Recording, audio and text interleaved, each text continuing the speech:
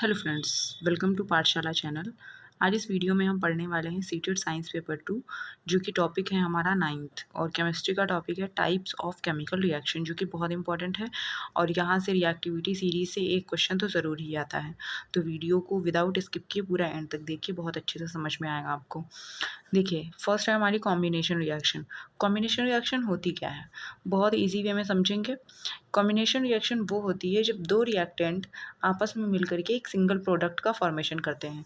जैसे कि यहाँ पर हमारे पास में है ए और बी, ये हमारे पास में रिएक्टेंट है और रिएक्टेंट मिलकर के क्या बना रहे हैं, हमारे ये प्रोडक्ट बना रहे हैं।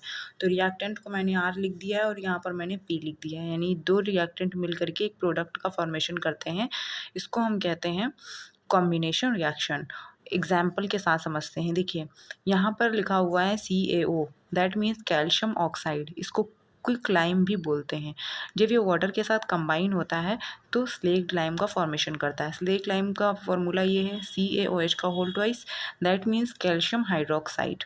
ओके, तो ये हमारी रिएक्शन कैसी होती है, इसको हम बोलते हैं स्लेक्ड लाइम, यानी जो ये CaOH का होल ट्वाइस होता है ये एक्वस के फॉर्म में होता है। ठीक है, और चूंकि ये जब कंटेनर, जिस कंटेनर में इसको हम जब कैल्शियम ऑक्साइड और H2O को आपस में कंबाइन करते हैं तो यहाँ से हीट प्रोवाइड होती है, यानी कि यहाँ से जो हीट रिलीज होती है, इसलिए इस रिएक्शन को हम बोलते हैं एक्सोथर्मिक रिएक्शन। इसको हम एक्सोथर्मिक रिएक्शन भी बोलते हैं। ये भी आपको ध्यान रखना है कि जो हमारी कॉम्बिनेशन रिएक्शन होती है उनको हम एक्सोथर्मिक रिएक्शन, इस रिएक्शन में चूंकि हीट हमारी इवॉल्व हो रही है तो इसलिए एक्सोथर्मिक, और जिसमें एब्जॉर्ब होती है हीट उसको हम एंडोथर्मिक कहते हैं, बट यहाँ पर हीट रिलीज होगी तो उसको हम कहते हैं एक्सोथर्मिक रिएक्शन।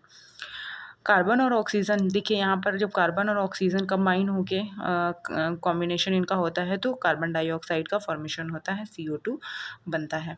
अब यहाँ पर है हाइड्रोजन, हाइड्रोजन गैस के फॉर्म में है, ऑक्सीजन भी हमारा गैस के फॉर्म में है।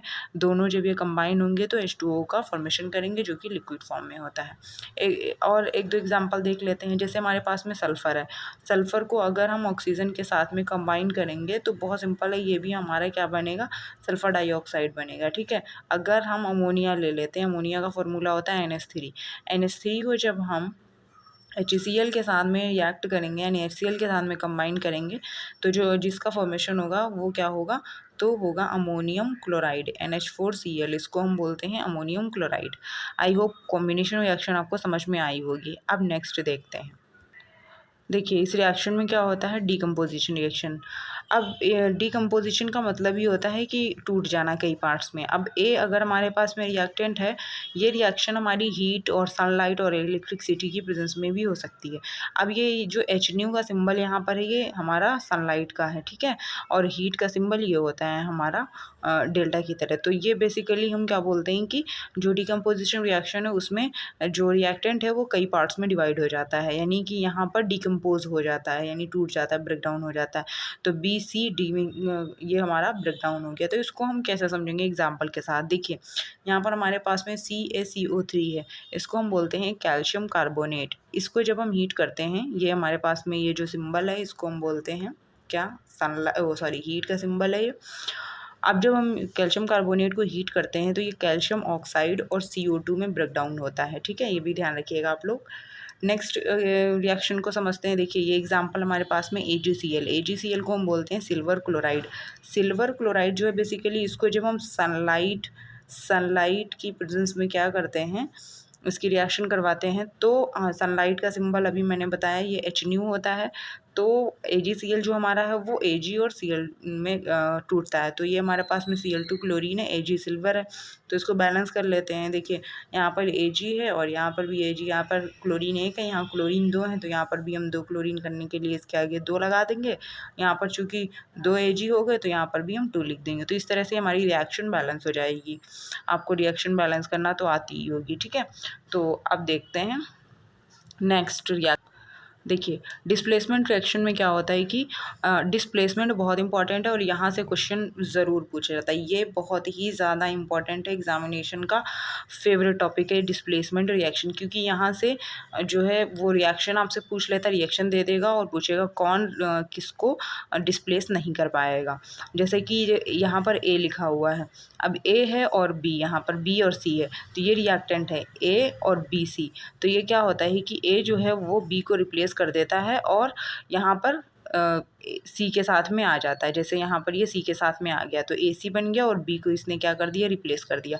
तो ये कैसे हम पता कर पाएंगे कि कौन सा एलिमेंट किसको रिप्लेस करेगा? तो इसके लिए हमें रिएक्टिविटी सीरीज़ की नीड होगी। तो अब देखिए रिएक्टिविटी सीरीज़ यहाँ पर मैंने आपको दिखाई हुई है।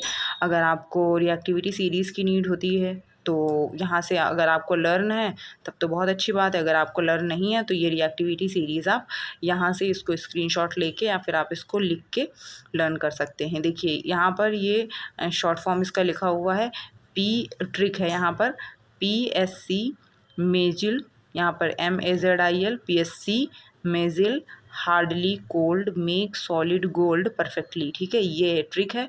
और यहाँ पर उसका जो है फुल फॉर्म लिखा हुआ है, यहाँ पर देखिए potassium, sodium, calcium, magnesium, aluminium, zinc, iron, lead, hydrogen, copper, mercury, silver, gold and platinum. देखिए यहाँ पर जो ऊपर के जो एलिमेंट्स हैं ये हमारे इनकी रिएक्टिविटी ज़्यादा है और जो हमारे नीचे की तरफ एलिमेंट्स हैं इनकी रिएक्टिविटी कम है।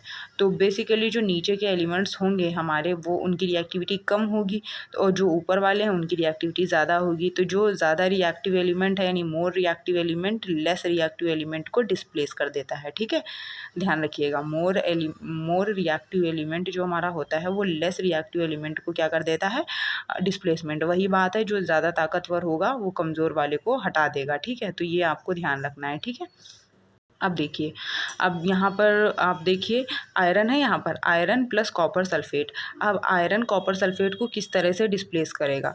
तो ये देखिए इसमें जो मैंने अभी आपको बताया था, यहाँ पर हमारे पास में क्या है, आयरन कहाँ है लिखा हुआ, ये देखिए आयरन है Fe। अब कॉपर कहाँ पर है ये भी देख लीजिए, कॉपर नीचे है तो ऊपर वाला नीचे वाले को डिस्प्लेस कर देगा क्योंकि ऊपर वाला मोर रिएक्टिव है, नीचे वाला लेस रिएक्टिव है। तो आयरन जो है वो कॉपर को क्या कर देगा, डिस्प्लेस कर देगा। तो इसीलिए यहाँ पर देखिए, यहाँ पर ये आयरन जो है वो किसको डिस्प्लेस कर दिया, कॉपर को डिस्प्लेस कर दिया आयरन ने, और आयरन सल्फेट यहाँ पर बन गया और कॉपर हमारा क्या हो गया, निकल गया है। तो इस तरह से ये रिएक्टिविटी सीरीज़ आपके लिए बहुत हेल्पफुल रहेगी। ठीक है, तो इसको आप लर्न कर सकते हैं।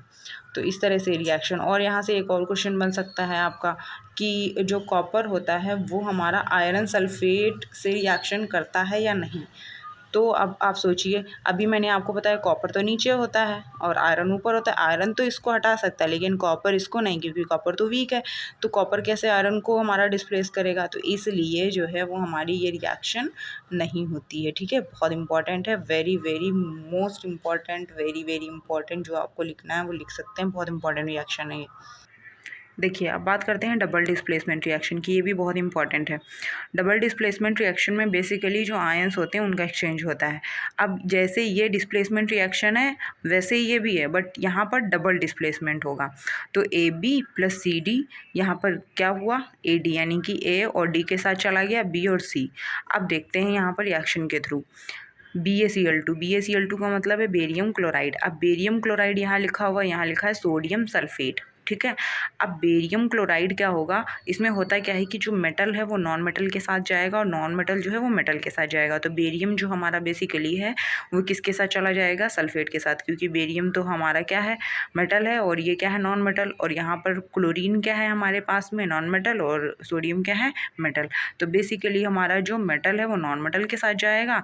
तो ये हमारे पास में बेरियम सल्फेट बन गया, और यहाँ पर भी ये मेटल है और ये नॉन मेटल, तो सोडियम क्लोराइड बन जाएगा। इस तरह से इसका फॉर्मेशन हो जाएगा। ये रिएक्शन देखते हैं बैलेंस है कि नहीं बैलेंस है। यहाँ पर BaCl2 Na2SO4। ठीक है, अब यहाँ पर कितना है, NaCl है, यहाँ पर BSO4। तो इसको बैलेंस करने के लिए यहाँ पर सोडियम 2 है तो हम यहाँ पर क्या लगा देंगे, यहाँ पर लगा देंगे 2। तो इस तरह से क्लोरीन भी 2 हो गए, यहाँ पर क्लोरीन 2 थे, तो रिएक्शन हमारी बैलेंस हो गई। ठीक है, देखिए अब हम बात कर लेते हैं कुछ इंपॉर्टेंट, ये भी यहाँ से भी क्वेश्चन पूछा जा सकता है, फिजिकल चेंज और केमिकल चेंज के बारे में। देखिए फिजिकल चेंज में क्या होता है, बेसिकली जो फिजिकल रिएक्शंस होंगी, केमिकल चेंज में केमिकल रिएक्शन होगी। अब यहाँ पर क्या होगा कि फिजिकल चेंज में क्या होता है, न्यू प्रोडक्ट हमारा नहीं फॉर्म होता है, न्यू प्रोडक्ट का फॉर्मेशन इसमें नहीं होता है। जबकि केमिकल चेंज में क्या होता है, न्यू प्रोडक्ट हमारा बनता है। ये हमारी क्या होती है, रिवर्सिबल होती है, बट हमेशा नहीं होती है। इसको हम कह सकते हैं कि हमेशा नहीं है, ये इरिवर्सिबल रिएक्शन होती है हमारी। ठीक है, जैसे पेंसिल पेंसिल को अगर हम कट करेंगे तो वो पेंसिल ही रहेगी। अगर उसको जितने भी पार्ट्स में डिवाइड करेंगे तो उसमें कोई नया प्रोडक्ट नहीं बन जाएगा, वो पेंसिल ही हमारी रहेगी। अब जैसे यहाँ पर है बर्निंग करेंगे, अगर हम लकड़ी को जलाएँगे तो उसमें क्या होगा, ऐश बनेगी, यानी कि उसमें राख बन जाएगी तो नया प्रोडक्ट बन गया, ठीक है। तो ये हमारा एग्जांपल केमिकल रिएक्शन का हो जाता है। अगर हम देखते हैं मेल्टिंग ऑफ आइस, ये भी फिजिकल चेंज का रिएक्शन वो एग्जांपल है, और यहाँ पर टेम्परेचर चेंज होता है केमिकल चेंज में। और वेपोराइजेशन ऑफ आयोडीन, ये हमारा फिजिकल चेंज का एग्जांपल है, और केमिकल चेंज में इलेक्ट्रोलिसिस ऑफ वाटर।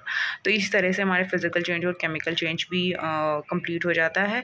यहाँ से क्वेश्चन पूछा जाता है, और ये जो वीडियो है आपके लिए बहुत हेल्पफुल रहेगी एग्ज़ाम के पॉइंट ऑफ व्यू से, क्योंकि जो रिएक्टिविटी सीरीज़ है वहाँ से क्वेश्चन ज़रूर आता है। तो आपको बहुत अच्छे से इस वीडियो को देखना है और पढ़ना है, ठीक है। Thanks for watching, bye bye, take care.